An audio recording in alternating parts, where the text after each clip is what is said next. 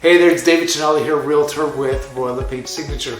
Today's home tip is to illuminate your backyard without breaking the bank. As you know, when the sun turns dark and you want to use your backyard or maybe even your front, a lot of times you need some lights. Let's be honest, running the wires can be a little cumbersome and it can get really expensive by hiring an electrician, knowing where to hide all those wires, etc.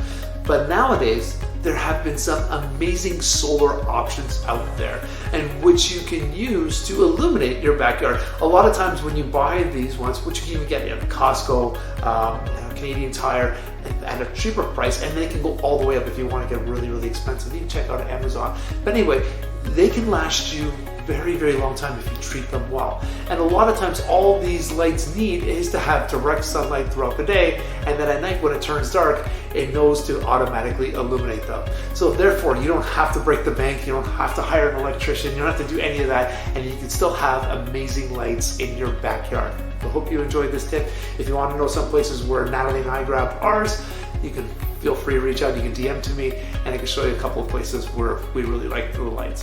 Have a wonderful day. Bye for now.